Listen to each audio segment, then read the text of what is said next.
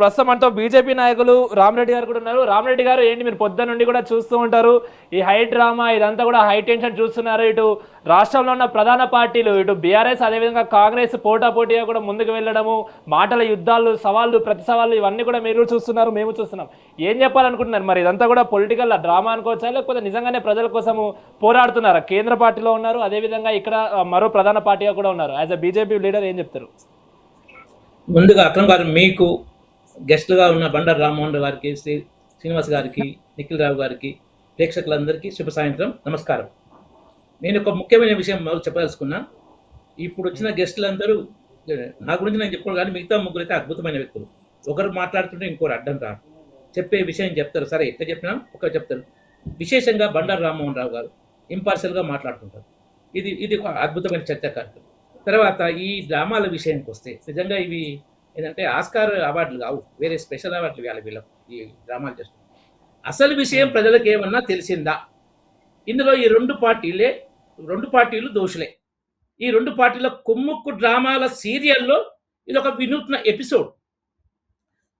కేసీఆర్ ప్రభుత్వం, BRS party వాళ్ళు మా ప్రభుత్వ కాలంలో ప్రభుత్వ అప్పు ఇంత మేము చేసింది, వివిధ కార్పొరేషన్లో మా కాలంలో చేసిన అప్పు ఇంత, పెండింగ్ బకాయిలు ఇంత, ఫీజు రియంబర్స్మెంట్ కానీ, ఆరోగ్యశ్రీ కానీ, కాంట్రాక్టర్లు కానీ, ఇంకేదైనా ఉన్న అన్ని ఉద్యోగుల డిఏలు కానీ ఇవి ఉందని వాళ్ళు పేపర్లో రిటర్న్లో రిలీజ్ చేయొచ్చు.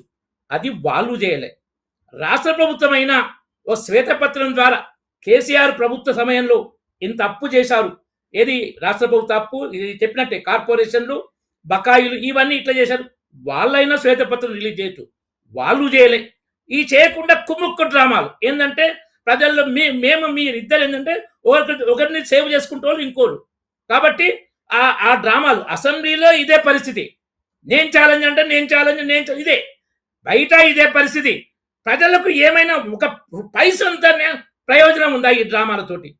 వీళ్ళు కాంగ్రెస్ పార్టీ ఏవైతే హామీల బొందబెట్టిందో దాన్ని డైవర్ట్ చేయడానికి కాంగ్రెస్ పార్టీ ప్లాన్ చేస్తుంటే కేసీఆర్ పార్టీ, బీఆర్ఎస్ పార్టీ సంపూర్ణంగా సహకరిస్తుంది. ప్రజలకి ఎంత బాధల్లో ఉన్నారు. ఈ డ్రామాలతో ఉపయోగం ఉందా? ఇంకో ముఖ్య విషయం, నేను వేస్ట్ ఏం మాట్లాడతలేను. జాతీయ స్థాయిలో ఇలాంటి డ్రామాలు ఉన్నాయా? అక్కడ కేంద్ర ప్రభుత్వం ఉంది కదా, ఎన్డీఏ ప్రభుత్వం, మోడీ గారి నాయకత్వంలో ఈ డ్రామాలు నడవయాడా?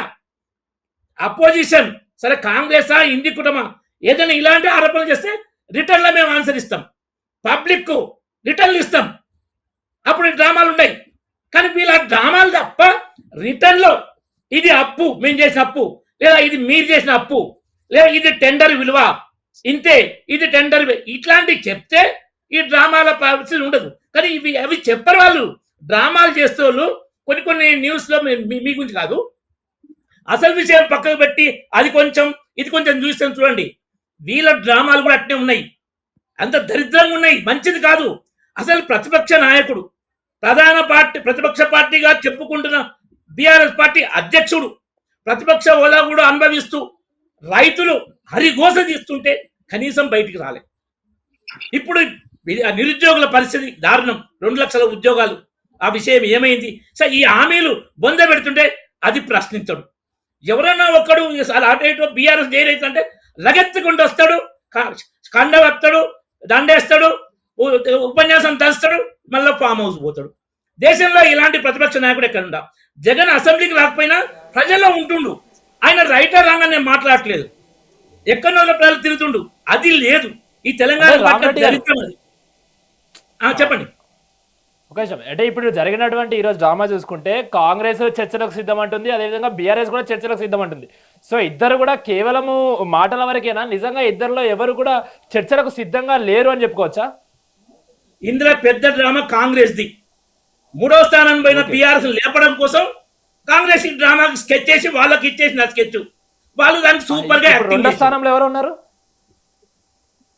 2వ స్థానం, 3వ స్థానం బీజేపీ. ఇంతకుముందు కేటీఆర్ ఏమండు, మాకు బీజేపీకే పోటండు, రేవంత్ రెడ్డి అండు మాకు బీజేపీకి పోటండు. అంటే బీజేపీ 1వ స్థానంలో 2వ స్థానంలో ఉంది. నేను ఇప్పుడే 1వ స్థానం చెప్పుకుంటే అట్లా ప్రజలు తీర్పు ఇవ్వాలి, నేను చెప్పుకోవడం కరెక్ట్ కాదు. లోక్సభ ఎన్నికలు కానీ ఎమ్మెల్సీ ఎన్నికలు అయితే లోక్సభ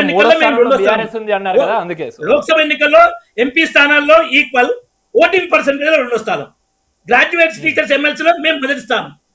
ప్రజలు తీర్పు ఇవ్వాలి. ఇవి జనరల్ గా జరిగిన elections, A by election, local body election లో పార్టీ ప్రభావం ఉండదు.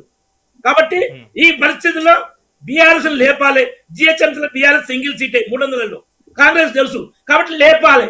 లేపడం కోసం ఈ డ్రామా, అంతకు మించి ఏం లేదు. పైసా ప్రయోజనం ప్రజలకు లేదు. పరమ వేస్ట్ డ్రామాలు ఎంతకాలం నడుపుతారు. ఇంకోటి అసెంబ్లీలో కేసీఆర్ టైంలో కూడా ఏంది, మొత్తం బుల్డోజ్ చేయడమే. ఎవరన్నా ప్రతిపక్ష నాయకుడు, ప్రతిపక్ష ఎమ్మెల్యేను లేచి మాట్లాడుతున్నారు, మధ్యన డిస్టర్బ్, 5 నిమిషాలు మాట్లాడుతుంటే మళ్ళీ గంట సేపు కౌంటర్. ఇక ఆ ఫ్లో ఏడొస్తుంది, ఏడ మాట్లాడుతాడు.